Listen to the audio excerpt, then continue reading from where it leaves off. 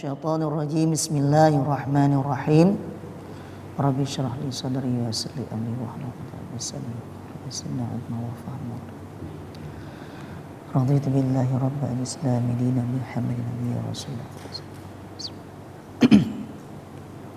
Faslun, bermula syarat sah sembahyang itu 6 perkara. Yang pertama, mengenal masuk waktunya. Yang kedua, menghadap kiblat dengan dada. Yang ketiga, menutupi aurat. Yang keempat, bersuci daripada hadas kecil dan hadas yang besar. Yang kelima, bersuci daripada najis yang tiada dimaafkan, baik pada kain dan badan dan pada tempat. Yang terakhir, yang keenam, mengenal fardu sembahyang dan segala sunat-sunatnya. Jadi pembahasan malam ini tentang masalah syarat sah sembahyang. Rupanya syarat sah sembahyang semuanya ada 6 perkara. Jadi yang pertama daripada syarat sah sembahyang, yang pertama itulah mengenal masuk waktu. Sama dengan apa? Kalau kita mengerjakan sembahyang bukan dalam waktu, maka tidak melengkapi dengan syarat. Apabila tidak melengkapi dengan syarat, tentu otomatis tidak sah sembahyang. Kenapa? Syarat sah sembahyang yang pertama mengenal masuk waktu. Jadi pembahasan kemarin, bagaimana cara kita mengenal masuk waktu zuhur, bagaimana cara mengenal masuk waktu asar, maghrib, isya dan subuh.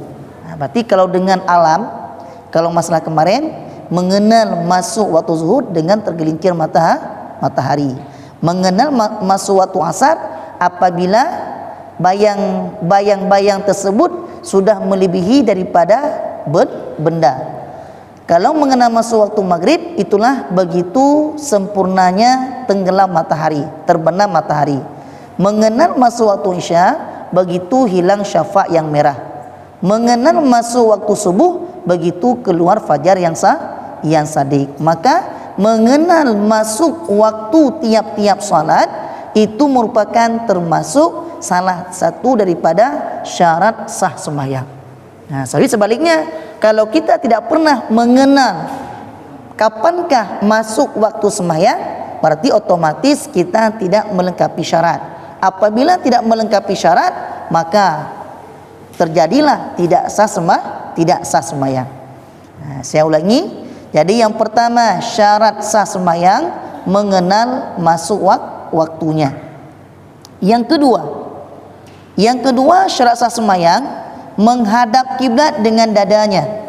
Nah, jadi yang kedua daripada syarat sah sembahyang menghadap kiblat dengan dadanya. Dada ini dari pertama takbir hingga selesai salam maka wajib menghadap kepada arah kiblat. Kenapa dada ini mulai daripada takbiratul ihram hingga salam wajib menghadap kepada arah kiblat? Karena menghadap arah kiblat dengan dada itu termasuk salah satu syarat sah sembahyang. Jadi sebaliknya, apabila dalam celah-celah solat, dalam celah-celah sembahyang, rupanya dada kita ini sudah berpaling daripada arah kiblat, maka efeknya batal sembahyang. Kenapa batal? Karena syarat sah sembahyang dada kita ini dari pertama takbir hingga salam wajib menghadap kepada arah kiblat. Jadi kalau kita ambil surah sebaliknya, apabila nanti dalam celah-celah solat, apakah rakaat pertama, kedua, ketiga, keempat, ataupun di kala ruku ataupun di kala sujud, dada ini ada sedikit membelakangi, sama dengan dada ini sedikit tidak lagi menghadap kepada arah kiblat, maka otomatis batallah sembahyang kita. Kenapa batal sembahyang? Karena syarat sah sembahyang dada dari pertama takbir hingga salam wajib menghadap kepada arah kiblat, kecuali kita solat orang musafir naik kendaraan, itu beda. Kalau musafir naik kendaraan itu cuman wajib menghadap arah kiblat di kala takbir. Setelah itu kemana dibawa arah kapal ataupun arah kendaraan, terserah. Yang penting pertama kali wajib menghadap arah kiblat. Selanjutnya terserah kemana kendaraan dibawa, kemana binatang yang kita kendarai.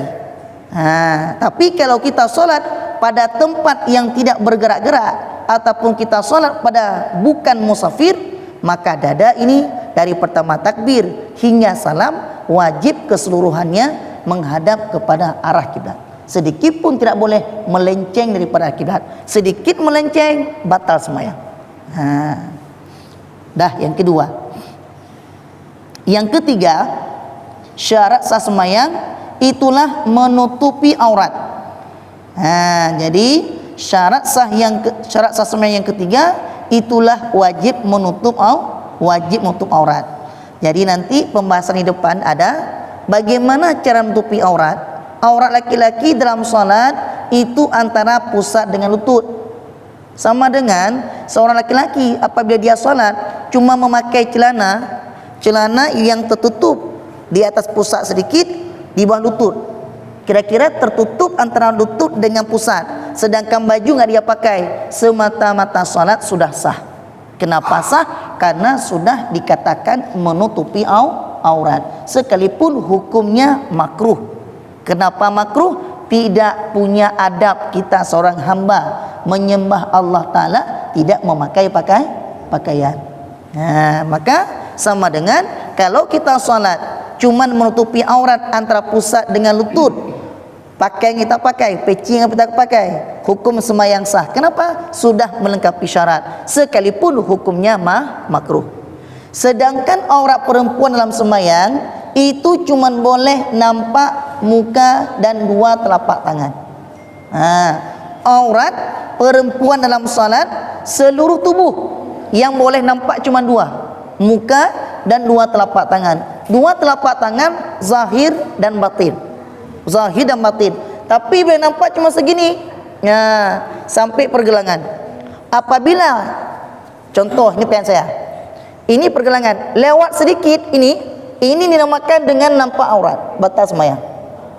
Maka dikira perempuan dikata takbir Allah terbuka, nampak ini tertutup segini, tapi nampak sedikit di bawah pergelangan tangan, maka hukumnya batal sembahyang. Kenapa batal? Ini termasuk aurat.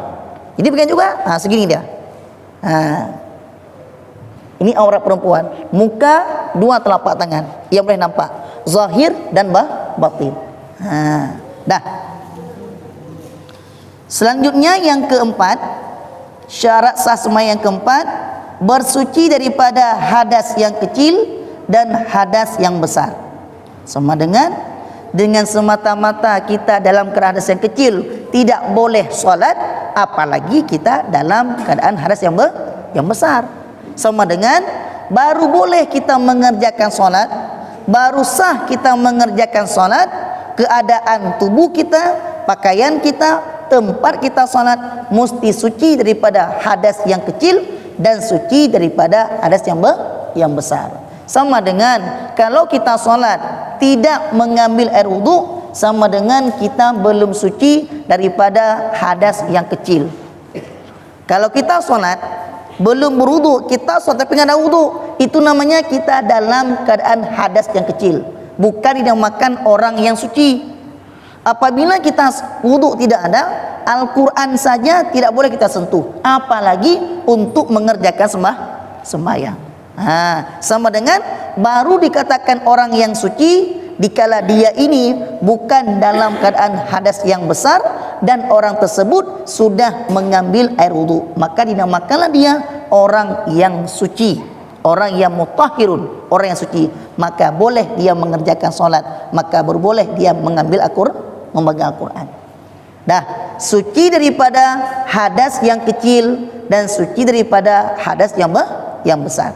Yang kelima, bersuci daripada najis yang tiada dimaafkan, baik pada pakaian dan pada badan dan pada tempat. Jadi yang kelima, syarat sah sembahyang yang pertama, syarat sah sembahyang kelima itulah pada badan kita, pada kain kita dan pada tempat kita solat itu tidak boleh ada sebuah najis, tetapi termasuk najis la yu'fa'an.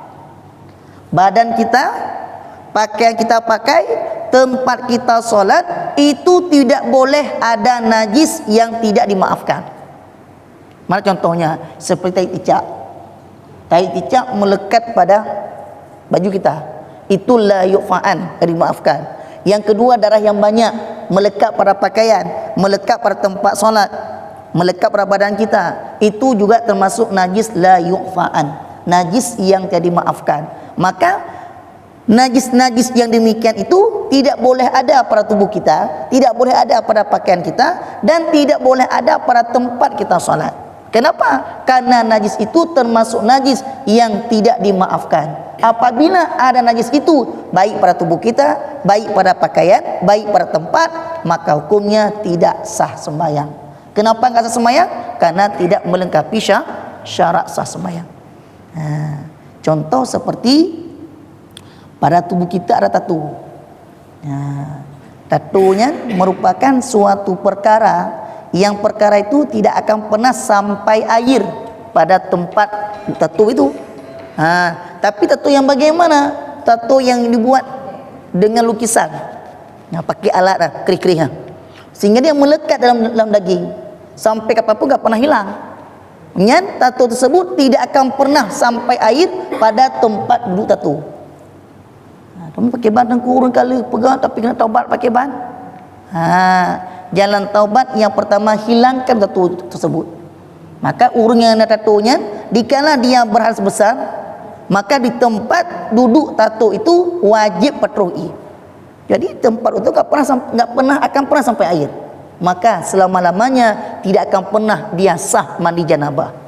Sama dengan kalau dia enggak pernah sah mandi janabah, otomatis tidak pernah dia sah mengerjakan sembahyang. Cuma apa yang ingin taubat? Jalan pertama, hilangkan tatonya. Orangku bisa musyikah. Kira-kira musyikah yang tidak menghilangkan nyawa, wajib hilangkan. Misal jalan menghilangkan tersebut wajib dikerok dikit-dikit, tapi menyakiti. Atas nama menyakiti yang tidak sampai menghilangkan nyawa, tetap wajib hilangkan sekalipun merasa sakit. Tetapi kalau kita menghilangkan tato itu bisa menyebabkan hilang nyawa kita, maka itu ada suatu dimaafkan. Tetapi selama menghilangkan tato tersebut tapi menyakiti tubuh kita, tapi menyakiti itu tidak sampai menghilangkan nyawa, maka wajib menghilangkan tato itu sekalipun dengan jalan menyakiti. Siapa suruh buat? Maka enggak sah solat. Maka itu termasuk salah satu perkara yang tidak pernah sampai air kepada tempat tato itu berada. Yang keenam, mengenal fardu sembahyang dan segala sunat-sunatnya sembahyang. Jadi syarat sah sembahyang yang terakhir, yang keenam, kita itu mengenal fardu sembahyang dan mengenal segala sunat-sunat sembahyang. Arti kata apa? Dikala kita mengerjakan fardu sembahyang, segala rukun sembahyang yang 13 itu semuanya wajib kita kenal. Mana itu rukuk, mana itu sujud, mana dia katakan dengan takbiratul ihram, mana dinamakan dengan dua tahiyat awal, mana dinamakan dengan dua tahiyat akhir. Itu semuanya wajib kita ketahui terlebih dahulu sebelum kita mengerjakan solat. Makanya dalam hukum fikah dikatakan jangan pernah kita solat tersebut tanpa ilmu agama. Man amila bila alima fawa mardudun. Barang siapa yang beribadah dengan tanpa ilmu agama, maka fawa mardud, ibadah itu ditolak oleh Allah Subhanahu wa taala. Baik ente gak rukuk dengan rukuk. Orang sujud kita sujud. Orang dikala mengerjakan sujud tahu bagaimana letak tangan sujud. Dikala orang rukuk, orang tahu di mana letak tangan rukuk, bagaimana keadaan badannya. Karena kita enggak punya ilmu agama, orang rukuk kita rukuk, orang sujud kita sujud. Tapi sujud kita bukan landasan ilmu agama, rukuk kita bukan dasar ilmu agama. Ibadah yang demikian tidak akan pernah diterima oleh Allah Subhanahu wa taala, sekalipun itu mengucap musalah beriain. Enggak sah ibadahnya. Kenapa? Karena beribadah tanpa dasar ilmu agama. Misalnya kita lu pernah sekolah SD ataupun SMP SMA, pernah belajar ilmu agama di rumah sekolah. Apakah memada dengan ilmu itu untuk beribadah? Tidak. Kenapa tidak? Karena ilmu di rumah sekolah itu cuman garis besar saja, wajib sembahyang. Tapi bagaimana cara berwudu enggak pernah dijelaskan. Bagaimana cara rukuk pernah dijelaskan. bagaimana cara sah sembahyang yang benar, bagaimana rukuk yang benar, bagaimana takbir yang benar, bagaimana niat yang benar. Itu tidak akan pernah kita dapatkan di rumah sekolah kalau bukan dengan menuntut ilmu agama. Maka hukum fikih wajib kita bertajdid ilmu agama. Arti kata apa? Jangan pernah memadai ibadah itu dengan ilmu di rumah sekolah. Enggak sah ibadah. Wajib kita bertajdid. Artinya apa? Wajib menuntut menggali lagi ilmu yang lebih dalam, bagaimanakah tata cara wudu, salat yang lebih benar. Maka sahlah ibadah kita kepada Allah Subhanahu wa taala. Dah Pak? Kira-kira ada pertanyaan?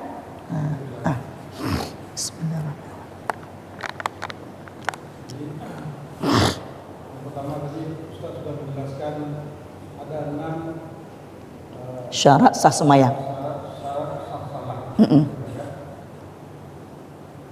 Syarat sah salat. Kemudian ada 13 rukun salat.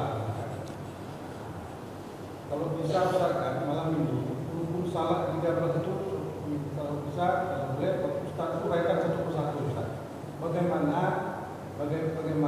dari 1 sampai 13 itu betul-betul rukun dari tahap pertama sampai 13 itu betul yang ditunjukkan Rasulullah itu. Karena kita tahu Ustaz kan, dalam hadis Nabi juga dikatakan kan, sallu kama ra'aytumuni usalli. Salli. Salatlah kalian sebagaimana kalian melihat saya salat. Aku salat karena itu hadis Nabi saya. Iya. Sementara sekarang di zaman kita hidup sekarang Ustaz, kita kan melihat bagaimana Nabi itu. Betul. Sedangkan di hadis disebutkan begitu. Bagaimana maknanya itu Ustaz? Kemudian kalau kita Ustaz jelaskan rukun ini penting Ustaz. Rukun salat yang kita baca mereka satu-satu gimana? Bagaimana takbir, bagaimana rukuk, bagaimana menunjuk segala macam. Dan di dalam pelaksanaan sehari bermacam-macam kali ya Ustaz. Betul. Seperti ada jemaah mengatakan ada yang berlaku begini, ada yang begini, ada yang macam-macam Ustaz. Bagaimana yang ditunjukkan Rasulullah seperti hadis yang bilang tadi, kalau kata itu bagaimana Ustaz? Ya. Terima kasih Ustaz. Saya jelaskan dengan satu dari satu untuk diapa. Itu penting gitu. Tapi begini Pak kan. Kalau kita jelaskan lagi boleh, tetapi nanti ada pembahasan di depan. Nanti kalau pembahasan depan kau kata begini kan. Kalau saya jelaskan demikian sekarang nanti ke depannya nanti kan kita ulang lagi pembahasan depan. Gimana nanti kalau kita pembahasan depan aja Pak? Kira-kira nggak lama lagi berarti insyaallah 1, 2, 3, 4. Berarti kira-kira sebulan lagi udah sampai ke bahasannya. Ada perkaranya. Nanti ada tentang rukun sembahyang, ada yang mengatakan 13, ada yang mengatakan 19 menurut Imam Nawawi. Nanti ada pembahasan sedikit demi sedikit. Boleh Pak ya? Ya nanti pas ke depan nanti kita akan pembahasan lagi nanti. Jadi begini. Saya uraikan tadi hadis Nabi, kamu salat sebagaimana salat kamu sebagaimana kamu lihat aku salat. Kita sebagai umat akhir zaman, beda akhir zaman, orang para masa sahabat saja ataupun masa tabi'in, ulama mutaqaddimin mutakhirin, kadang-kadang mereka itu enggak pernah melihat bagaimana Nabi salat. Maka cara kita untuk melihat bagaimana kita mau salat seperti Nabi salat, maka kajiannya dalam hukum kitab fikih yang dikarang oleh para ulama. Maka kalau kita ingin salat seperti Nabi salat, maka pelajarilah kitab fikih. Maka kitab fikih ini karangan para ulama, mereka itu menukilkan bagaimana cara Nabi salat, maka dikarangkan, dinukilkan dalam kitab-kitab karangan ulama-ulama. Menurut yang lagi Nabi pegang, enggak pernah kita melihat. Jangankan kita, kadang-kadang para tabi'in enggak pernah bagaimana cara Nabi salat. Jadi kesimpulannya, untuk kita mengerjakan salat mesti sama seperti bagaimana Nabi salat, maka inilah jalannya, solusinya. Bacalah, pelajarilah kitab-kitab para ulama, maka di sini akan jelaskan bagaimana sungguhnya Nabi mengerjakan salat. Jadi Pak, insyaallah nanti di depan nanti ada pembahasannya dengan cara niat, dengan cara takbir, dengan cara rukuk yang benar, sujud yang benar. Nanti kita bahas apa ya? Yang lain ada kira-kira? Kalau yang berimam itu ada masalah. Gimana Pak? Masalah imam ke depan. Masalah imam di sini nggak ada pembahasan. Cuma nanti masalah imam tersebut kalau kita baca dalam kitab, tata syarat jadi imam yang pertama dia itu fasahah dalam bacaan. Yang kedua, imam itu bukan semata-mata kita sudah bagus suara. Kalau agak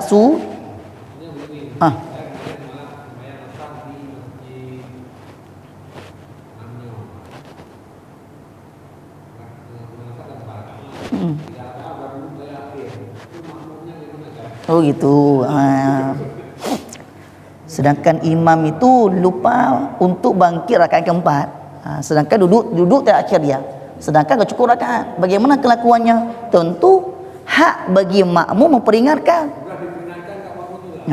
Kalaupun diperingatkan juga tidak mau dia untuk bangun, maka hukum kita wajib parak. Kenapa wajib parak? Karena tidak ada asar 3 rakaat. Kalau seandainya imam itu dia nggak mau bangkit lagi, langsung duduk yang solat, tentu kita yakin 3 rakaat. Panena salih rakaat maka rakaat, tentu nggak solat. Kalau kita bangun terus sendiri kan nggak mungkin juga. Gini Pak, bukannya nggak mungkin. Kalau seandainya imam itu yakin 3 rakaat duduk yang akhir, 3 rakaat duduk yang akhir dia.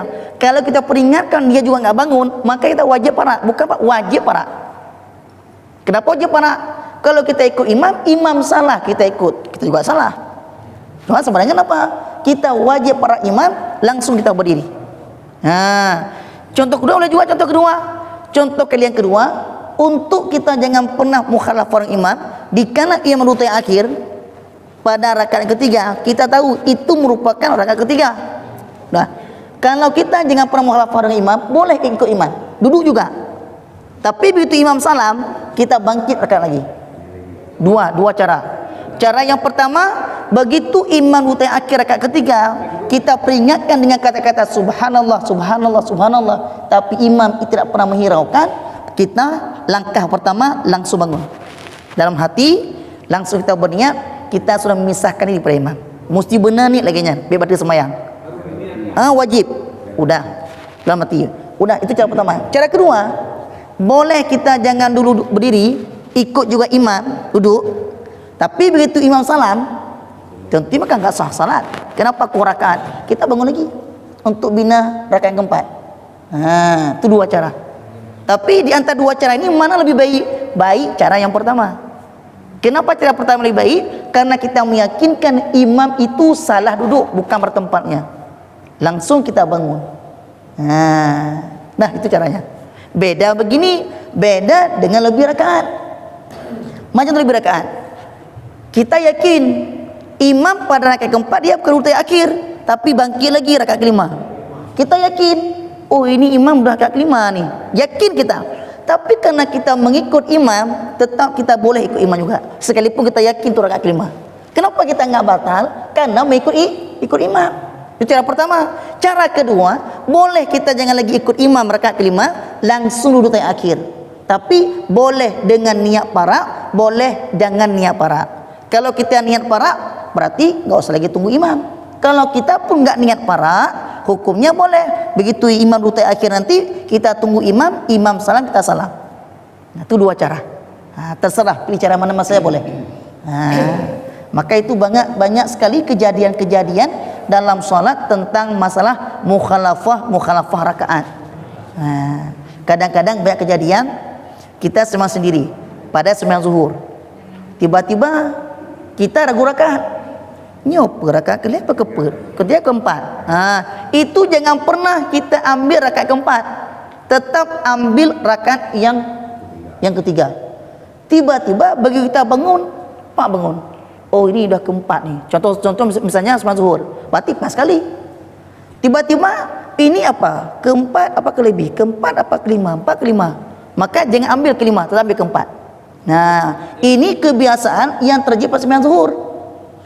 Ini apa? Udah keempat apa belum nih? Apa ketiga keempat? Ketiga keempat. Rupanya kita ragu. Ketiga kita pikir. Rupanya pas kita bangun, rupanya tadi yang keempat, ini yang kelima. Pas bangun, yang kelima kok. Udah beri yang kelima. Apakah boleh turun? Tidak boleh turun lagi. Tetap sempurnakan solat rakaat, tetapi nanti begitu kita duduk akhir, begitu mau salam, jangan salam dulu. Gantikan dulu dengan sujud sahwi. Kenapa disunahkan sujud sahwi? Karena apabila menambahkan rakaat dengan sengaja batal sembahyang, kalau lupa tidak batal. Maka salah satu perkara dianjurkan sujud sahwi, kita mengerjakan suatu perkara dalam solat, sengaja kita kerjakan batal, tidak sengaja enggak batal. Maka tadi ragu rakaat, tiba-tiba kelima, bukan lagi keempat. Tapi kita kerjakan ini bukan sengaja, karena lupa tadi, ragu-ragu rakaat. Maka dianjurkanlah sujud sahwi sebelum kita mengerjakan salat. Ini paling banyak terjadi dalam sembahyang. Bahkan ada kadang-kadang ragu tentang Fatihah. Kita udah rakaat yang kedua, ragu nih. Tadi ada baca Fatihah enggak rakaat pertama? Kembali ulang. Begitu kita sembahyang rakaat kedua sembahyang subuh, tiba-tiba timbul perasaan ragu pada rakaat kedua. Dikala baca Fatihah rakaat kedua, timbul keraguan-raguan pada rakaat pertama. Tadi rakaat pertama ada baca Fatihah enggak? Ada baca Fatihah enggak? Maka Al-Fatihah itu rukuk, sujud, rukun 13, tidak boleh ada keraguan. Apabila timbul ragu yang berkepanjangan, maka wajib kepada masyku' fih, rukunan kita, kepada barang yang diragukan. Sama dengan dikala kita berdiri rakaat yang kedua, lagi baca Fatihah, timbul keraguan apakah tadi ada baca Fatihah rakaat yang pertama apa tidak. Kalau tidak pernah timbul keyakinan ada, maka rakaat kedua ini jadikanlah sebagai rakaat yang pertama. Sama dengan rukuk rakaat pertama, sujud rakaat pertama, tidak rakaat pertama itu tidak sah. Kenapa enggak sah? Dasar Al-Fatihah rakaat pertama itu timbul keraguan. Beda lagi kalau ragu-ragu tentang niat. Ini coba kita ya. Kita sembahyang zuhur. Tadi apa zuhur apa asar niat? Zuhur apa asar? Zuhur apa asar? Ini pada niat tidak boleh ada keraguan-raguan. Begitu timbul ragu-ragu, tidak pernah timbul keyakinan, langsung batas sembahyang. Ataupun ragu, tadi ada niat apa enggak? Tadi ada niat apa enggak? Hanya ragu. Pada niat kalau ragu pada niat itu perbuatan paling sensitif, langsung batas sembahyang. Kenapa? Karena niat merupakan punca solat. Hanya ragu-raguan. Makanya pada rukun 13 itu nanti pembahasan di depan insyaallah tidak boleh sedikit pun ada keraguan-raguan. Kalaupun timbul keraguan-raguan, maka wajib dikembalikan kepada masyku' fih, artinya barang yang diragukan pada barang tersebut. Maka enggak boleh solat langsung kita udah ajalah. Mana ragu-ragu, ingatnya udah baca, enggak boleh. Boleh demikian pada wudu. Contoh begini, kita tadi dasar maghrib udah wudu. Tiba-tiba kita ngaji. Begitu mau sholat sama isya kita wudu lagi. Timbul keraguan. Ini masih ada wudu apa enggak? Masih ada wudu apa enggak? Padahal kita enggak pernah keluar angin. Maka kembali kepada asal-asal. Asal-asal apa? Kita dasar ada wudu sebelum maghrib tadi, maka hukumnya ada wudu. Tapi kalau hukum ragu-ragu dalam salat, rukun sembahyang enggak boleh ambil asal-asal. Maka kalau wudu boleh. Kita tadi maghrib pada wudu, tiba-tiba berlanjut dengan pengajian, tiba-tiba selesai pengajian kita sembahyang isya, timbul keraguan, masih ada wudu enggak? Masih ada wudu enggak? Dasar kita tadi maghrib ada wudu, maka ambil asal-asal kita ada wudu, maka wudu masih ada, langsung lanjutkan sembahyang isya. Kecuali yakin keluar angin tadi, hanya di cok asal-asal, kabar tu wudu.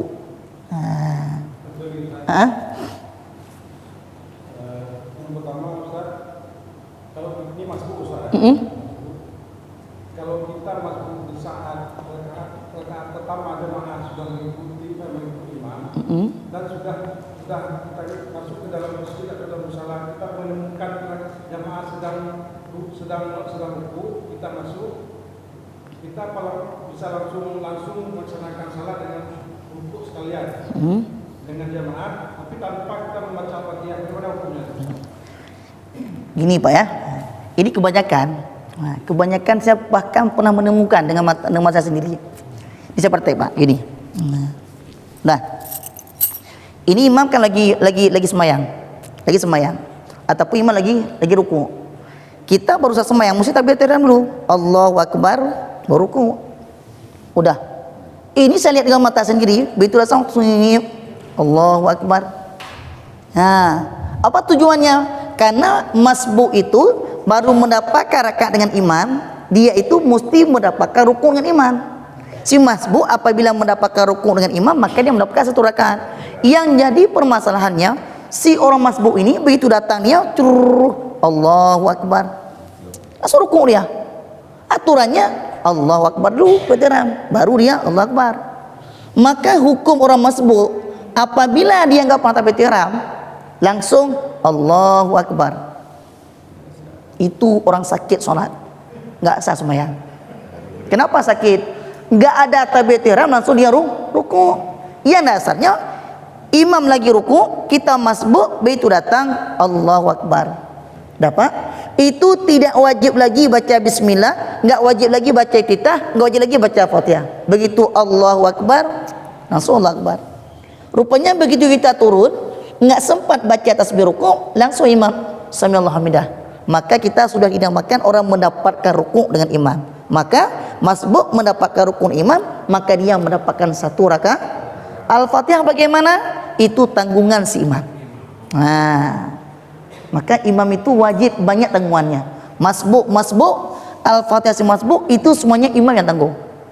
Makanya kita sebagai masbuk, contoh begini.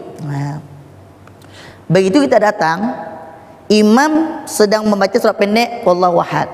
Kita kan masbuk, begitu takbir Allahu Akbar.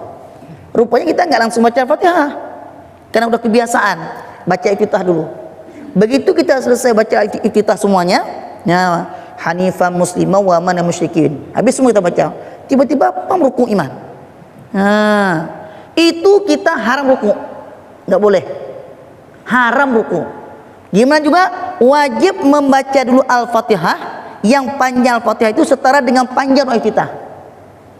Kalau udah kita baca doa Al-Fatihah yang panjangnya setara dengan iftitah, baru kita rukuk. Berarti kalau imam masih rukuk, berarti kita mendapatkan rakaat. Kalau imam enggak lagi rukuk dan tidak, berarti kita enggak mendapatkan rakaat. Yang jadi pembahasannya, kalau kita kira-kira masbuk, imam membaca surat, begitu takbir jangan lagi baca iftitah, tetapi langsung lanjut Al-Fatihah. Begitu kita baca Bismillahirrahmanirrahim, alhamdulillahirabbil alamin, ruku imam, itu yang sambung lagi, langsung kita ruku. Ar-Rahmanirrahim sampai waladhdallin, itu imam yang tangguh. Anak pun sambung ya. Imam ruku kita langsung ruku. Tapi kalau kita enggak punya ilmu agama, karena sering demikian, bahkan sering kita lihat orang samping kita salat, begitu imam ruku, dia juga takbir, tapi enggak langsung dia ruku. Dia baca Al-Fatihah dulu, kira setengah. Begitu imam dan tidak, dia ruku, maka ingat itu dia enggak pernah mendapatkan rakaat. Ada rakaatnya. Walaupun dia ada ruku. Iya Pak, sunat Al-Fatihah. Kalau kita imam, kita imam membaca Al-Fatihah belum habis, terus duduk kita langsung duduk bersama imam. Iya. 1 rakaat. Itu bagi masbuk. Tapi kalau kita orang mutabaah, mana mutabaah imam takbiratul ihram, kita juga takbiratul ihram. Itu mutabaah namanya. Kalau orang mutabaah, contoh imam cepat bacaan, kita lambat bacaan. Contoh begitu imam baca surah pendek, kayak kita baca Al-Fatihah. Rupanya imam cepat dia baca Al-Fatihahnya. Kita belum habis Al-Fatihah. Itu enggak boleh rukuk dulu. Tetap habiskan Al-Fatihah. Sekalipun imam udah selesai rukuk, itu enggak ada masalah. Itu kalau kita orang mutabaah. Yang jadi masalah orang masbuk. Mana masbuk ini? Apa arti masbuk? Seseorang yang tidak sempat menghabiskan membaca surah Al-Fatihah dikala imam berdiri. Itulah masbuk namanya. Seseorang makmum yang tidak bisa menghabiskan membaca Al-Fatihah dikala imam berdiri, itu dinamakan masbuk. Maka masbuk itu begitu kita takbir, imam lagi baca surah pendek, jangan lagi baca iftitah. Maka bagi masbuk tidak sunat lagi membaca doa iftitah selesai takbiratul ihram, langsung lanjutkan dengan Al-Fatihah. Tapi kalau kita baca iftitah juga, saya bilang tadi, tiba-tiba begitu habis iftitah imam ruku, kita enggak ruku dulu, haram kita ruku. Kenapa haram? Karena berbimbang dengan sunat. Padahal wajib bimbang dengan wajib, fardu dengan Al-Fatihah. Caranya bagaimana? Begitu kita selesai baca iftitah tadi, padahal itu enggak dianjurkan lagi, tapi kita baca juga, tiba-tiba imam ruku, wajib baca dulu Al-Fatihah yang panjangnya setara dengan panjang doa iftitah. Kalaupun imam lagi ruku, berarti kita mendapatkan rakaat. Kalau imam bukan lagi tempat rukuk, udah i'tidal, berarti kita rukuk kita, i'tidal kita, sujud kita itu tidak diperuntukkan kepada satu rakaat. Hanya ke satu rakaatnya. Kita akan misalnya kita sembahyang subuh. Berjamaah Pak sendiri? Sembahyang subuh gitu ya. Sendirian. Ya ya. Jadi kita kan ada kunut subuhnya. Ya, Pak. Subuhnya kan sunah muakkad. Sunah mu'ad. Jadi kalau itu ada dua versi itu kan salat subuh boleh kita tidak baca kunut. Ada satu versi baca kunut. Sedangkan kita setiap waktu kita membaca kunut. Gitu ya. Yang pertama kita ikut imam tidak baca kunut. Itu yang pertama. Yang kedua kita salat sendiri tetapi lupa Baca kunut. maka wajib kita subuh sawi atau kita biarkan gitu aja. Itu Yang kedua. Itu yang lagi mengenai aminnya, bahwa baca amin setelah Fatihah, baik itu ikut imam atau sendiri. Amin itu kalau tidak salah Ustaz, setahu saya itu ada 3 versi. Ya ya. A-nya panjang, min-nya pendek. Min-nya panjang, A-nya panjang, min-nya pendek. A-nya pendek, min-nya panjang. Ada lagi panjang dua-dua. Itu yang mana versinya? Ya ya. Kalau saya lihat dalam kitab I'anatul Talibin, I'anatul Talibin itu hukum jawaban yang pertama dulu Pak ya. Yang pertama dulu, kalau kita seorang makmum mengikut seorang imam, imam itu dia tidak membaca kunut. Udah. Kalau kita merupakan orang yang berpegang kepada mazhab Imam Syafi'i, siapapun imamnya, apakah imam itu dia Syafi'i tapi dia enggak kunut, pokoknya kalau kita sebagai orang yang bermazhab Imam Syafi'i, tetap kunut itu termasuk sunat ab'ad. Apa itu sunat ab'ad? Sunat ab'ad apabila kita lupa mengerjakan ataupun sengaja tidak mengerjakan. Ingat, yang dikatakan sunat ab'ad apabila kita lupa mengerjakan ataupun sengaja tidak mengerjakan, maka dijabarkan, digantikan, ditempelkan dengan sujud sahwi. Sama dengan tadi, jawabannya kalau kita seorang makmum merupakan mazhab Imam Syafi'i, mengikut seorang imam, kita makmum ikut imam, apakah imam itu mazhab Syafi'i atau mazhab yang lain? Tiba-tiba kita orang makmum bermazhab Syafi'i mengikut imam, imamnya kunut dia. Tak ada masalah, langsung ikut imam kita. Imam enggak kunut enggak masalah. Kan langsung sujud juga. Tapi ingat, begitu imam salam, imam salam, kita jangan salam dulu, gantikan dulu dengan sujud sahwi. Udah, itu jawabannya. Enggak masalah kita mengikut seorang imam enggak kunut. Tapi kalau kita bermazhab Syafi'i, tetap mesti sunat, ganti dengan sujud sahwi.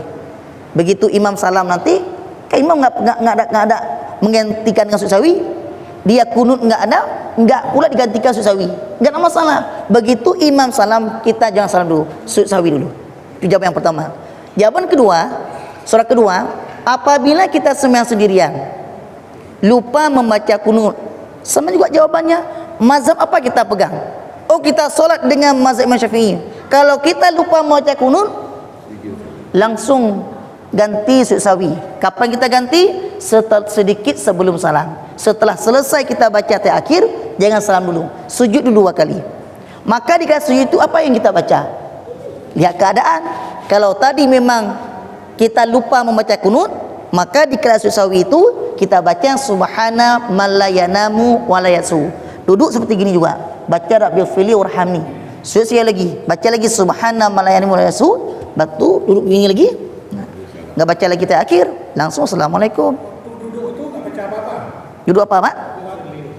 Waktu kita bangun pertama sujud pertama kan bangun duduk, waktu antara dua sujud itu Baca Rabbi Fili, Rabbi Fili. kayak biasa. Kalau seandainya kita udah itu apa namanya waktu salah tadi kan lupa kita udah selesai salah itu kita. Karena kita ingat kok tadi saya itu apa namanya nggak kuno. Kok kita harus ulang sembahyang lagi gitu. Gini Pak, contoh nih saya sholat. Tadi lupa kunut. Kalau lupa kunut kita kan begitu dulu akhir baca akhir dulu. Kan disunahkan untuk ganti dengan susawi. Rupanya lupa pula susawinya. Langsung assalamualaikum, assalamualaikum dah. Sudah duduk. Baca astagfirullahaladzim. 3 kali saya baca astagfirullah. Padahal dikala saya ingin membaca salawat, Allahumma salli ala, teringat tadi enggak kunut juga enggak susawi. Maka dikala kita masih teringat pada kata-kata salawat, itu masih teringatnya masih dikatakan belum panjang zaman, maka boleh kembali kepada susawi. Sedang duduk begini, gini Pak, duduk begini, sujud terus, baca subhana ma yasbu, langsung duduk begini, baca Rabbi Fili, sujud lagi, baca subhana, duduk begini, salam lagi, baru kita sambung lagi salawat tadi. Kenapa boleh? Karena itu belum panjang fase nyukulan kita. Tapi kalau teringat, udah selesai semua kita salat, udah baca doa terus, udah salam semua, ya Rabbi salli alaihi wasallim, tadi lupa kunut dan lupa pula susawi, itu nggak boleh lagi kembali kepada susawi. Kenapa? Sudah panjang zaman. Jadi lupa tadi bagaimana? Sembahyang kita tetap sah, tetapi kurang kesempurnaan. Mana kurang sempurnanya? Itulah tidak memakaikan kunut. Ya, tapi ingat, gini Pak, kalau kita berpegang kepada tulut, tadi apa tadi lagi Pak? Soal ketiga apa tadi? Amin.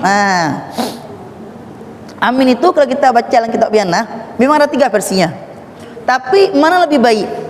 Apakah dengan waladhdallin, amin, amin, berarti A pendek, mim pendek, amin. Ada kalanya waladhdallin, amin. Itu biasa kita katakan. Ataupun surat ghairil maghdubi alaihim waladhdallin, amin. A pendek, min, sana panjang. Itu kebiasaan daripada orang Arab. Amin, A-nya pendek, minnya panjang. Di manakah yang terlebih baik? Lebih baik panjang aminnya. Seperti apa baca? Waladhdallin, amin. Itu lebih baik antara 3 tu. Enggak. Apakah dibaca dengan amin?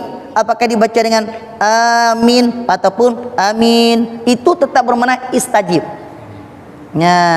Tetap ketiga-tiga lafaz itu tetap bermakna dengan istajib. Terima olehmu akan doa kami ya Allah. Enggak berubah makna dia. Karena kenapa? Ada 3 riwayat qiraah, boleh dengan yang pertama, boleh kedua, dengan ketiga. Tapi yang makna tetap satu, istajib. Enggak masalah tu Pak. Dah. Terkait dengan sujud sawi tadi Pak. Menjelaskan mengerti enggak pertanyaan tadi. Sekarang kita supaya sholat asar. Supaya? Kita sholat asar, sholat zuhur pandangan. Iya. Setelah tahajud awal, kita bangun rakaat ketiga, kan? Rakaat ketiga atau setelah rakaat ketiga masuk rakaat keempat. Di saat rakaat keempat itu Ustaz, kita ragu Ustaz untuk keraguan. Jadi 3 apa 4? 3 apa 4?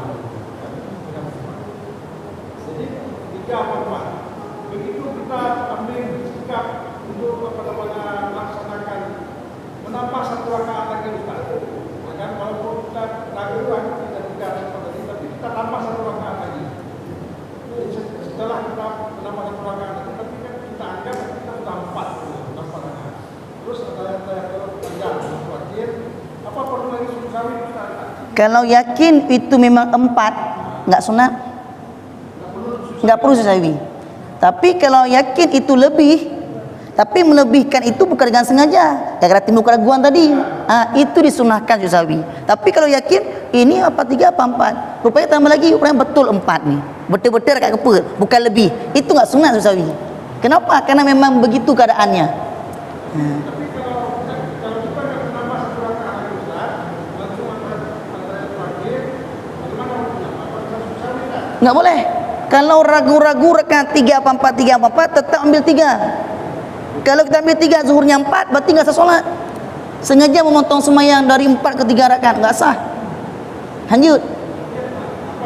Tetap ambil 3. Berarti kalau zuhur 1 rakaat lagi 4. Hanya kau je. Nyukoh je ini mentong. Ambil dah mahali. Enggak boleh. Tetap demikian dia. Enggak ada masalah.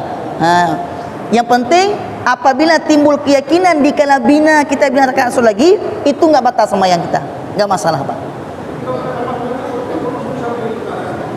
Gini, kalau tambah 1 lagi itu memang pas itu yang keempat, berarti enggak perlu sujud sahwi. Tapi kalau kita tambah 1 lagi itu memang yakin itu yang kelima, apakah batal sembahyang? Tidak. Kenapa tidak? Karena kita tambahlah tadi gara-gara keraguan. Rupanya timbul keyakinan setelah kita berdiri. Apakah batal sembahyang? Tidak. Tetapi disunahkan dengan sujud sahwi.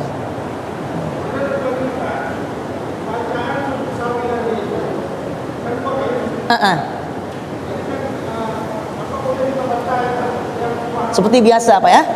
Subhanallah. Gini.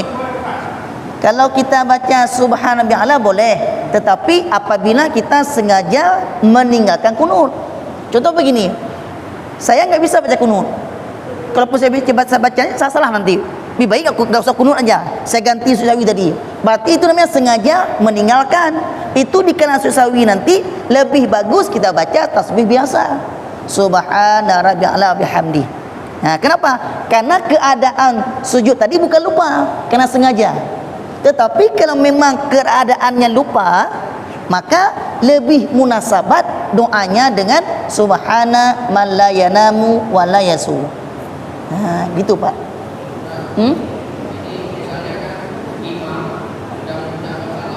Imam sudah mengucapkan salam. Jadi setelah itu imam membaca apa doa lah, baca doa atau salawat rame-rame. Tapi di belakang ada orang yang masuk. Sedangkan untuk membaca doa salawat kita kan sunnah. Tapi yang di belakang lagi mengerjakan yang wajib. Mengganggu orang di belakang. Apa hukumnya? Begini. Boleh imam membaca suara besar. Begini. Dalam hukum fikih dikatakan apabila seandainya orang lagi membina solat yang belum dia sempurna, sedangkan kita mengerjakan itu bukan dengan berjamaah tapi dengan sendiri-sendirian, yang kita kerjakan dengan sendirian itu dengan suara yang besar mengganggu orang solat, itu baru enggak boleh.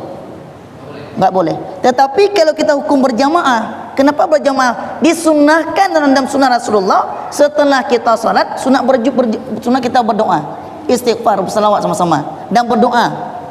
Lebih baik berdoa berjamaah dibandingkan doa sama-sama. Kenapa sunat berdoa berjamaah? Karena apabila ada 40 orang berjamaah, salah satu itu merupakan waliullah.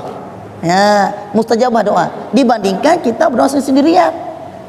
Apakah itu bisa mengganggu orang solat? Apabila itu kita kerjakan berjamaah, itu enggak ada masalah, enggak ada hukumnya berdosa. Kalau dia sendiri, sedangkan jamaah enggak ada siap nih. Dia datang, pas datang dia jamaah lagi berselawat. Datang dia salat. Itu enggak masalah. Gara-gara dia solat, apakah kita wajib berhenti salawat? Tidak. Kita langsung lanjutkan. Dia langsung solat. Sebentar Pak ya.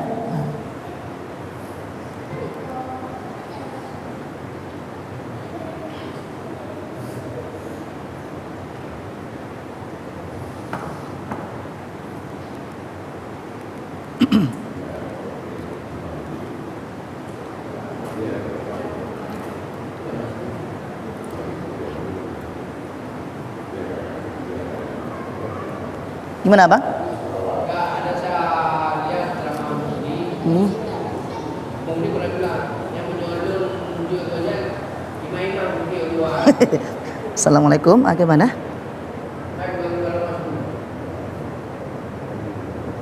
Oh, jo. Bila lu nyutrek mana nyutrek tembut. Kakek kata kau je. Kalau nampak pada tembut lu kalau lu kuat aku jak juga nanti. Kakek nanya buku ro dah. Nah, buka apa? Buka apa? Nya benar bang. Memang nak cik dengar nyan kan? Bahkan beliau mengatakan seorang imam itu tidak boleh memakai mikrofon yang besar dikala menjadi imam. Maksudnya tidak jadi mempekat karena mengganggu orang lagi solat. Apakah solat di rumah, di masjid. Tapi begini, nyok bukan kita menentang beliau, tapi kita lihat dalam hukum fikihnya. Ya, hukum dikala kita berzikir itu sunat dengan suara yang aksar, yang besar.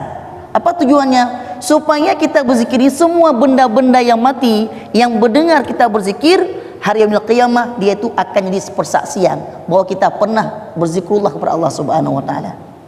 Itu kalau kita lihat dalam hukum fadilah berzikir. Nanti ada dalam kitab Kasyful Ghaibiyah dikatakan. Tetapi kalau seandainya kita seorang imam membacakan istighfar, membacakan selawat dengan suara yang besar pakai mikrofon yang kira-kira mengganggu orang solat. Sekarang kita lihat mengganggu orang tersebut, siapa lebih baik kita istighfar ataupun nanti berselawat dengan berjamaah dibandingkan dengan sendiri-sendiri? Siapa baik istighfar sendiri sama berjamaah? Kadang-kadang orang lagi baca istighfar kadang salah dia mengatakan astaghfirullahaladzim, tapi gara-gara imam mengatakan astaghfirullahaladzim, dia katakan oh berarti salah yang saya ucapkan kemarin. Berarti begini yang benar. Dikala imam baca salawat Allahumma salli ala sayyidina Muhammad, kan kita terbiasa mengatakan Allahumma salli dengan sin bukan dengan sad. Tiba-tiba diperbaiki dengan keadaan demikian, maka lebih baik dengan suara yang besar. Apa tujuannya? Supaya memperbaiki kesalahan-kesalahan yang ada pada jamaah. Dan kebiasaan kita lihat, kalaupun imam tidak pernah memimpin zikir, tentu manusia kocar kacir. Begitu salam langsung dia berangkat. Tapi kalaupun ada jamaah wirid yang teratur, tentu orang enggak dulu keluar, tapi wirid bersama-sama. Setelah itu baru keluar sama-sama. Kalau kita lihat tentang demikian, siapa lebih baik berzikir bersama-sama dengan berzikir sendiri-sendirian? Hukum fikih mengatakan lebih baik kita berzikir dengan berjamaah dibandingkan dengan berzikir sendirian. Itu jawabannya hukum fikih.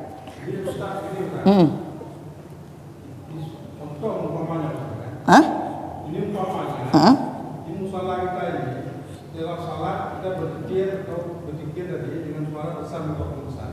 Sementara di masjid lain tetangga kita sedang salat, bagaimana Ustaz? Kita di masjid lain. Gini itu enggak ada masalah. Itu tidak pernah dekat masjid musola bagaimana? Betul. Masjid lain Ustaz, sedang salat berjamaah juga di masjid lain musola lain Ustaz. Bagaimana hukumnya Ustaz? Mengganggu orang lain. Iya betul, tapi begini Pak. Sedangkan sana wajib dari sunnah. Ya. Yang kira-kira berzikir itulah hukum syariat. Berzikir itu bukan makna menampakkan kepada orang. Cuma sekitar musalla, mikrofon yang kita setara kita saja, itu yang dibolehkan. Kalau di luar Ustaz, jauh-jauh keluar. Ya. Tapi kalau sudah mikrofon yang besar, contoh begini Pak. Contoh ini tempat kita. Tiba-tiba ada tangga kita sholat, sedangkan mic luar besar kali. Kita lagi ruku, lagi kita baca subhanallah alhamdulillah, terdengar zikir mereka itu. Bahkan kadang-kadang kita ini bisa mewakili keraguan-raguan kita sholat, maka itu mesti dikecilkan. Nggak boleh, itu dikecilkan apabila mengganggu keadaan orang lain sembahyang. Ataupun kita sini lagi baca Fatihah, lagi baca tayat akhir, tiba-tiba mereka lagi berzikir tetangga kita, tiba-tiba mengganggu, maka itu dikecilkan sedikit. Maka ibadah itu seperti Abu Budi katakan betul. Ibadah itu jangan pernah kita ibadah tapi dengan cara mengganggu orang lain, itu nggak boleh. Boleh kita ibadah sama-sama ibadah, tapi jangan sampai mengganggu orang lain. Itu caranya.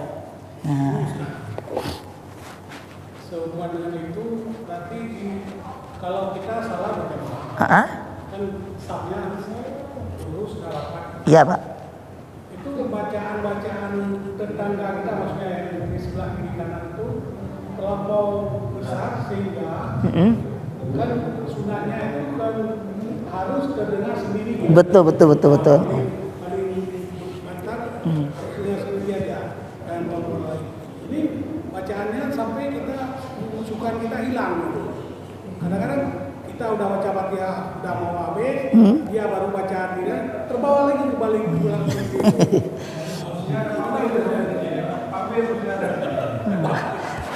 Dah, itu begini. Dalam hukum fikah dikatakan kita setiap membaca Al-Fatihah itu wajib peisma', wajib memperdengarkan Al-Fatihah itu kepada telinga kita. Ukuran kita orang sahih pendengaran, bukan orang tuli. Seandainya kita baca itu, bahkan suara kita baca itu suara terlampau besar, sehingga terlampau besar tersebut orang sampai kita terdengar. Itu nggak boleh lagi, kecilkan lagi volumenya, nggak boleh. Karena volume yang besar apabila bisa mengganggu khusyukan orang samping kita, itu pun haram, nggak boleh. Siapa bilang tadi, kita udah baca waladhdallin, tiba-tiba dia baca ihdinas siratal mustaqim, kita ulang lagi siratal mustaqim, baru selesai tadi, ulang lagi. Maka orang sampai itu volume kecilkan sedikit lagi. Maka yang diwajibkan itu Al-Fatihah itu kita baca itu sampai ke telinga kita saja, bukan sampai ke telinga samping kita. Saya pernah pengalaman Ustaz nih. Jadi saya tinggalan sholat 2 rakaat Ustaz. Sembahyang apa? Zuhur. Udah itu kan saya kan udah mengerjakan sholat 2 rakaat tadi Ustaz. Selesai. Sudah Assalamualaikum Imam? kan saya berdiri Ustaz. Tiba-tiba ada yang belakang saya Ustaz. Dipukul bukan saya Ustaz. Jadi imam saya Ustaz. Habis ucapkan salam, udah ada di belakang saya Ustaz. Itu gimana Ustaz? Kenapa nggak masalah? Ya tapi kan saya kan belum tahu. Orang ikut kan nggak tahu apakah dia ini bisa baca nggak tahu. Yang penting ada orang, penting dia ikut. Dah. Tapi ingat, untuk abang bisa mendapatkan fadilah pahala imam, itu begitu dia cokeh, langsung kita niat sebagai imam. Tapi kalau kita begitu dicokeh, kita nggak niat oleh cokeh, ikut terus nggak masalah. Tapi kita nggak pernah dalam hati niat kita sebagai imam, berarti orang dapat pahala jamaah, kita cuma dapat pahala tadi ikut imam yang pertama. Kita nggak ada fadilah imam. Tapi ingat, orang yang mengikut orang salat bukan cokeh dulu, itu salah. Kalau cokeh dulu baru dia sholat, itu namanya ganggu orang sembahyang, haram, dosa. Tapi Allah, ini kayak orang-orang Allahu Akbar, itu caranya. Bukan cokeh dulu, karena cokeh, pam cokeh. Begitu lihat, oh mau pakai baju oblong, ini nggak mau ikut balik. Udah haram, mengganggu orang sembahyang. Nah itu gini, itu bukan urusan abang. Ini saya bilang urusan orang belakang ikut ini. Nah kadang-kadang gini, kalau kita nanti suatu keadaan nanti kita ingin buat demikian, maka caranya takbir dulu baru cokeh, bukan cokeh dulu baru sembahyang. Jangan salah. Makanya ingat, untuk mendapatkan pahala imam kita, niat kita nak mati saya imam. Udah cukup. Orang ikut kita nggak beres, orang tuh mana tahu dia, yang mati ikut kita.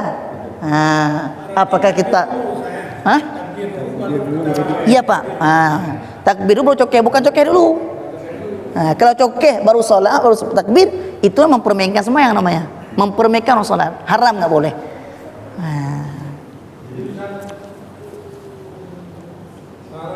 Syarat dan sahnya berjamaah Ustaz. Kalau ada pembagian di antara salah satu saf jamaah, ada anak kecil saudara yang berdiri di tengah di samping orang tuanya, bagaimana? Putus nggak sah itu apa bagaimana? Memontongkan saf. Sah nggak sah? Sembahyang sah tapi tidak mendapatkan fadilah jamaah. Contoh begini, contoh seperti orang sembahyang berjalan seperti masa pandemi, 1 meter. Ini kalau begini berarti dapat orang sekitar 5 orang. Nah, sedangkan kita pergi ke masjid berjamaah untuk mendapatkan fadilah jamaah. Kalau itu cara sholat, jarang-jarang, itu lebih baik sembang di rumah aja. Itu pada kena hanya ke jamaahnya. Jamaah itu rapat saf, luruskan saf, rapat dan rapi. Ustaz kan pandemi, kan nggak mungkin langsung kita depan langsung kita meninggal, kan mungkin. Coba kasih rapat-rapat orang meninggal nggak, kecuali begitu rapat ada orang meninggal, ketok meninggal, senang meninggal, itu baru boleh dijarangkan. Kini nggak ada keadaan demikian. Maka kalau soal demikian itu namanya sembahyang jauh-jauh, lebih baik sembahyang di rumah aja. Itu nggak mendapatkan fadilah jamaah, hanya ke jamaahnya. Ya. Bukan nggak sah, sembahyangnya sah, tetapi tidak mendapatkan pahala jamaah. Pahala jamaah tidak ada, pahala saf tidak ada. Karena untuk mendapatkan fadilah jamaah itu saf lurus, rapat dan rapi. Tidak boleh sedikit pun ada lowongan. Rapat semuanya. Itu semuanya orang balik semuanya, balik semuanya. Jangan anak kecil. Takut kita tidak ada contoh begini. Boleh kita taruh anak kecil di ujung. Tapi ukuran anak kecil itu berdiri tidak lagi bisa berdiri orang besar. Segini tempatnya. Anak kecil boleh berdiri, tapi orang besar nggak bisa nih, sempit. Maka berdiri anak kecil nggak masalah. Kenapa? Saf ini nggak dihitungkan. Nah, contoh ada sedikit lowong di ujung. Kalau kita berdiri nggak cukup, barang kita besar. Nah, maka kosong segini itu nggak ada masalah. Jadi yang hal-hal yang seperti itu yang sering kita temukan juga. Salat Idul Fitri, Ya. salat wilayah, salat pokoknya lain makanan kan banyak anak-anak. Betul. Itu begini Pak, karena orang tuanya tidak mengetahui bagaimana tata cara meletakkan anak samping. Anak pergi ke Jumat, takut nangis di belakang, terus sampai itu nggak boleh.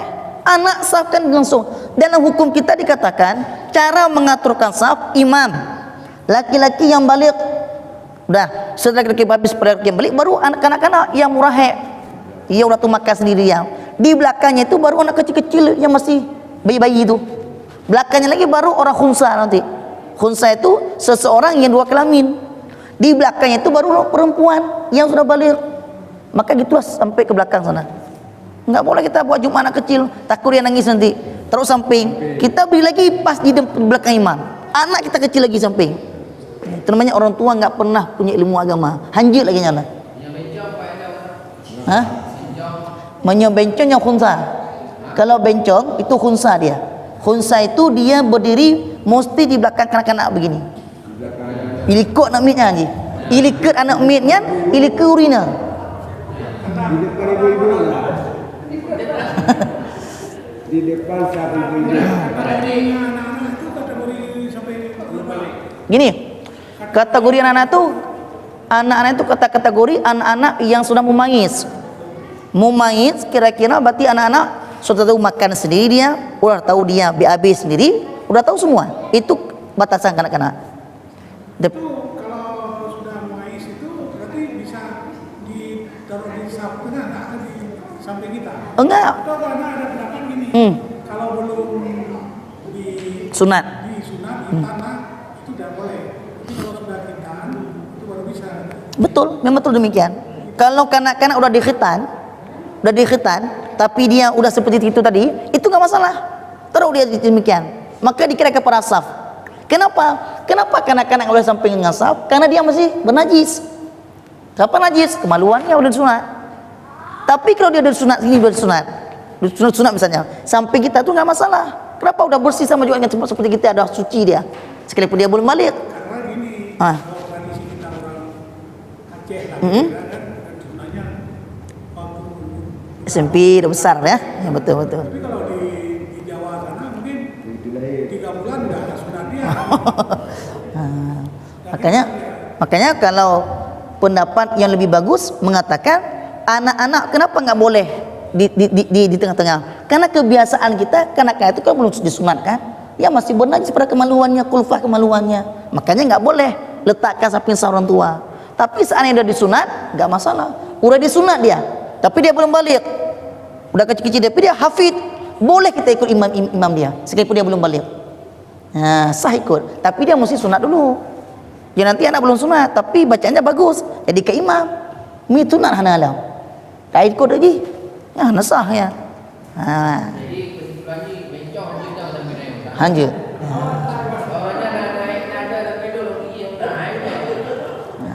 Bencong itu tetap di belakang bencong itu di depan perempuan. Bencong khunsa sama. Khunsa itu seseorang dia memiliki dua kelamin. Ada namanya khunsa muskil, ada khunsa wadih. Kalau khunsa muskil, dia sendiri nggak tahu kapan dia perempuan, kapan dia laki-laki. Tapi kalau khunsa wadih, dia itu per bulan-bulan. Misalnya 6 bulan pertama dia laki-laki, 6 bulan kedua hilang kelamin laki-laki, terbitlah kelamin perempuan. Itu khunsa wadih namanya. Maka khunsa itu berdirinya dia tepat di depan perempuan. Kalau dia khunsa muskil, tidak tahu dia laki-laki perempuan, maka cara salat mesti pakai mukena. Ditaklifkan kepada perempuan. Tapi kalau khunsa wadih, tahu dia sedang laki-laki, maka pakai laki-laki. Tahu dia diri perempuan, pakai pakaian perempuan. Tapi kalau dia khunsa muskil, enggak tahu dia laki-laki, kapan dia laki, kapan dia perempuan, maka cara solatnya mesti pakai mukena kayak perempuan.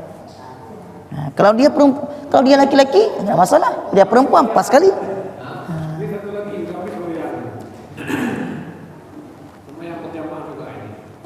Jumat, sana masjid TPRI. Masjid Raya memang yang sah di luar, yang sah di dalam dibatasi oleh tembok. Masjid TPRI itu kan putus juga sah. Gini Pak, kalau dibatasi dengan tembok itu yang sukar. Kalau kita pindahkan runtuh masjid, itu enggak masalah. Itu tembok gini ya, ini sah, tapi ini tembok tengah-tengah, sehingga kita kan nggak bisa berdiri di tembok ini. Kita pindahkan dia runtuh masjid nanti, maka tembok ini tidak bisa jadi penghalang, nggak ada masalah dia. Tetapi kalau celengan masjid diletakkan, tapi bisa kita pindahkan, itu nggak boleh, mesti dipindahkan ya. Kalau tembok yang suka dipindahkan, maka itu tidak bisa menjadi penghalang, nggak ada masalah. Dapat ya?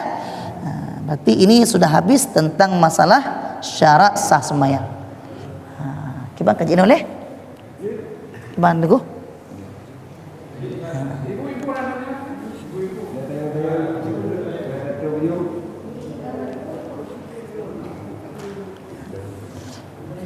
Masalah ini yang terakhir pertanyaan. Kan imam walaupun makmum belakang amin, imam belum. Ini bagaimana? Begini, selesai imam mengucapkan siratal ladzina an'amta 'alaihim ghairil maghdubi 'alaihim waladdallin, yang memulai amin bukan makmum, tapi imam yang mulai amin. Bagai imam waladdallin amin likut. Padahal kita setelah selesai membacakan waladdallin, sunat membacakan doa. Apa doa kita baca?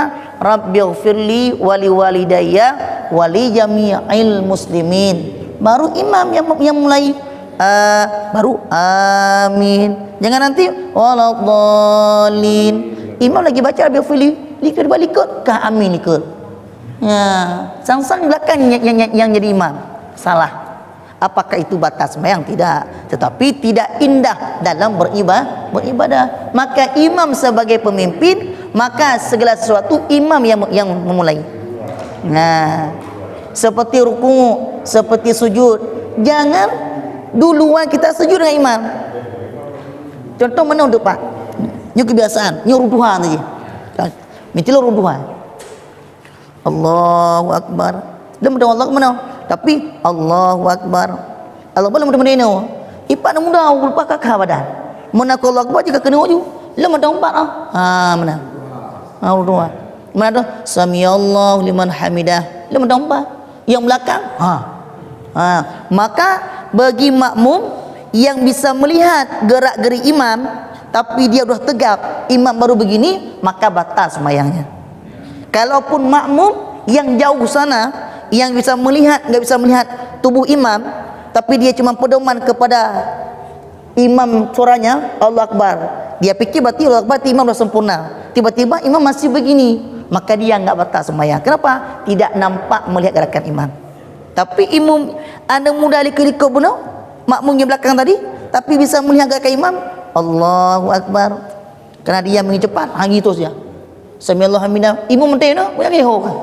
Maka dia nampak melihat, maka itu batal sembahyangnya. Kalaupun menyertai, Allahu akbar imam, dia menyertai juga mesti gong imam. Imam rukuk mesti gong rukuk. Maka itu makruh hukumnya. Nah, yang lebih baiknya bagaimana? Begitu imam rukuk, Allahu akbar. Sempurna imam rukuk, baru kita makmum rukuk. Sempurna imam i'tidal, samiallahu liman hamidah, kita i'tidal. Itulah sembahyang yang teratur namanya. Ini orang mekarat-karat. Titik imam. Lagi rosia. Kalau kita jauh, cuma pedoman pada solat itu enggak ada masalah. Enggak ada masalah. Enggak nampak imamnya. Betul, Pak. Nyo Pak, insyaallah ukunya langsung kita banyak tentang masalah sembahyang. Untuk pembahasan tabotuk nak selangi dengan azan leh. Le azan itu baru pembahasan sembahyang mandu. Nah, anda pun tu tak kupas. Ini yang terakhir. Lagi teringat. Misalnya begini, salat tarawih. Katakan ayat pendek, kadang-kadang dibaca. Kita baca Fatihah, itu imam baca ayat. Tapi bagaimana kalau kita baca Fatihah bareng dengan imam, tapi duluan imam. Di sana alhamdulillah rabbil alamin. Lalu kita di belakang Alhamdulillah. boleh. Boleh, Pak. Boleh. Kaji le.